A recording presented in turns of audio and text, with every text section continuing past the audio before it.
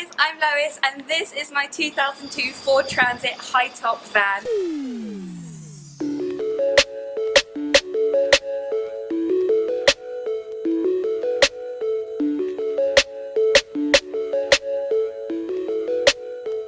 Hello everyone and welcome back to part 5 of the solo female van build series. This episode is a really exciting one because not only will we be furnishing and decorating the van, but I'm also going to give you a mini semi-complete van tour. We'll be talking and walking through 7 things.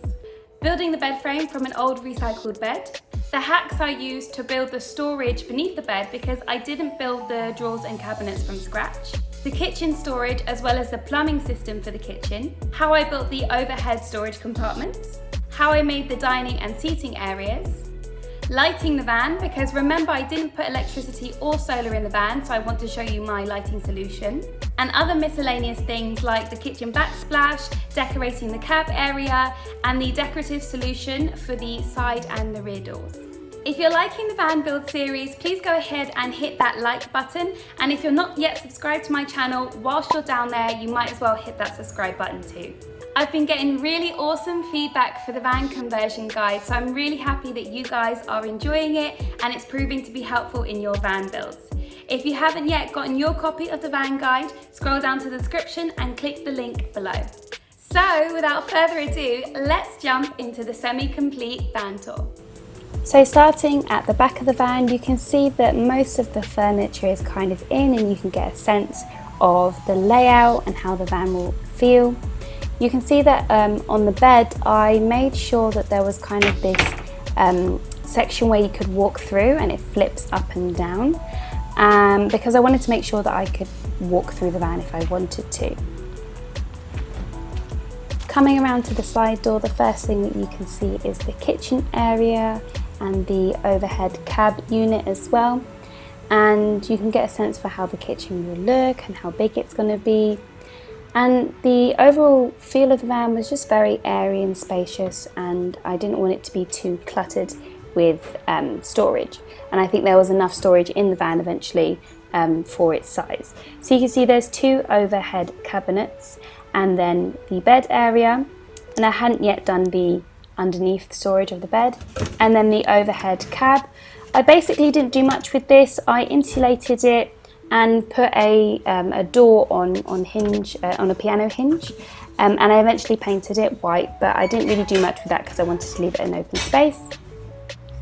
And then you can see above the kitchen there was kind of 3 little areas for kitchen utensils and kitchen plates and stuff, and the same above the bedroom area for clothing and such.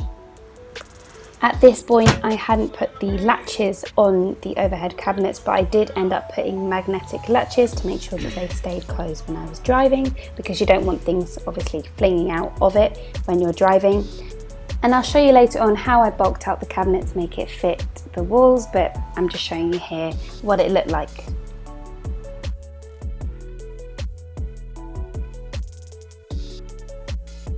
I ended up getting a single bed frame for free because someone was throwing it away, so I thought I would be able to use it to create my double bed frame in the van. So the first thing I obviously had to do was take it apart, and the battens for the bed frame actually ended up being the perfect height, 90 centimeters for my bed, because I wanted my bed to be 90 centimeters high. So I laid out first of all the battens, and I also had to cut some more as well, the lighter battens that you see, to create these frames for the bed. So I laid them out with how I wanted them to be and look, and then I started assembling them. You want to obviously make sure that they're level so you don't have a wonky bed frame, and I attached them using L angle supports. These things were honestly my lifesaver throughout the whole build, but I especially used a lot of them for the bed to attach the bed together and also to attach the bed to the van, because obviously there's going to be someone or people sleeping on it, so it needed to support a lot of weight.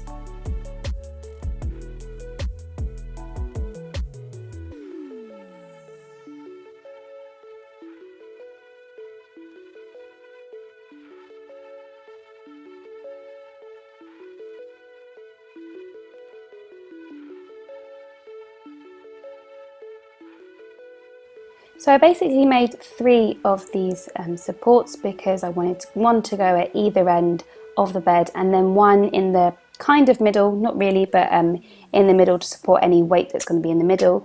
And you can see here the way that I put them in the van. Obviously one of them's not in the middle directly, but slightly at the edge to allow people to walk through. And 2 of the pieces were connected using a longer batten of wood. I secured them to the frame of the van using L angle supports screwed into the wall and floor battens, and it was really strong and secure and carried a lot of weight. So a major hack for you if you're not a carpenter and you don't want to build all the furniture from scratch is go to Ikea and kind of cut the furniture to meet your size requirements. Thankfully this chest of drawers was on sale in Ikea and it fit perfectly between the end and middle support for the bed, and I took it apart and attached the sides where the sliders are for the drawer to the supports using self-drilling screws. I also bought a small cabinet that was on sale from Ikea and I needed to cut it in order for it to fit in the middle section of my bed. So I was marking out there where to cut it. This cabinet was raised because I wanted there to be a sliding drawer underneath it, and I attached the cabinet to the bed frame using self-drilling screws, and at the back you'll be able to see that it's actually supported by some, you guessed it, L angle supports. Honestly, I use these things for everything. So once I had installed the furniture, I went ahead and painted the fronts of the cabinet and the drawers white as well. And in the middle beneath the cabinet was this basically huge drawer which pulled out and became the middle section for the 3rd single bed. I'm extremely happy with the way it turned out in the end. You can see that on the right hand side it was just a plain plank of wood because then that's where I put another seat, which I'll show you later. But given that it was Ikea furniture, I think it actually turned out looking really beautiful in the end.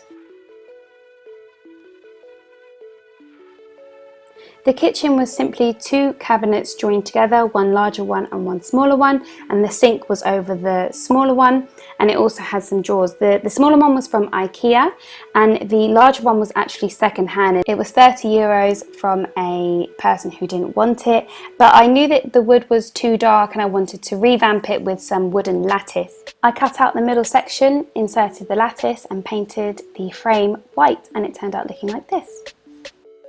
The worktop was a simple piece of pine wood that I cut to size. I cut out the hole for the sink and then finished the wood with a clear coating of varnish, or treated it I should say. The plumbing in the van was super simple. I had a jug of water which emptied into the sink and then fed through the pipe into a jug underneath the kitchen area.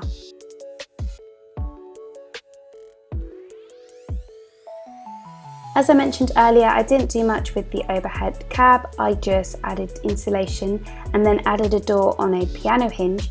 I eventually painted it white and added a knob, as you can see in the background of this picture here. For the other 2 overhead cabinets, I did a bit of a DIY hack. I bought the Trofast cabinets from Ikea and added a door to the front, and then obviously the walls aren't straight, so I needed to add extra wood behind it in a kind of triangle shape. And surprisingly, it actually worked out. I was kind of winging this, but I think the main reason it worked out is because of how I attached it to the walls. I used, you guessed it, L angle supports to attach them to the frame behind the walls.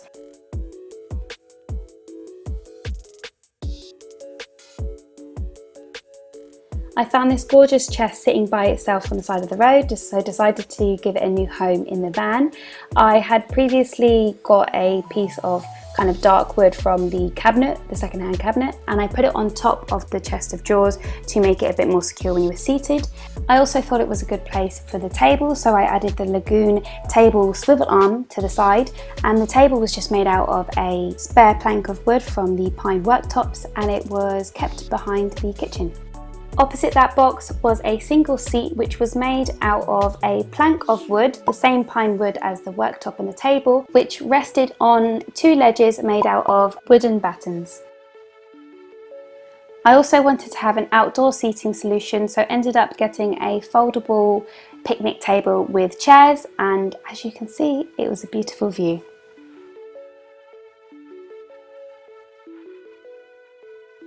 Now, as I didn't have solar, my lighting solution ended up being really simple. I purchased these battery operated touch lights, and they were also operated by remote control. They could be changed to different intensities, and it worked out really well, and I had 6 of them in different places in the van. For the kitchen backsplash, I purchased some adhesive vinyl tiles in a subway tile decoration and attached them to the back of the kitchen. It looked really beautiful. I also wanted to add a bit more texture and fun to the van, so in the front of the van, in the cab area, I actually added fake grass to the floor, as you can see in this picture. It really added a little element of fun and pizzazz to the van, which I really loved. Then for the doors, I simply cladded them in the same style that I cladded the roof, and in the middle of the side door I added a piece of MDF and painted it with chalk paint to add a bit of colour and fun to the van too. I did the same with the doors in the back of the van, except without the piece of MDF. Thank you so much for watching part 5 of the van build series. It was a little different than usual just because towards the end of the build I wanted to get it finished and so stopped recording a lot of the process. Nevertheless, I hope this video was helpful and informative. I go into a lot more detail about everything in the van guide, so if you would like to know step by step about how I did things, you're more than welcome to scroll down to the description and click that link to get your van guide. Thanks for watching, and I'll see you in part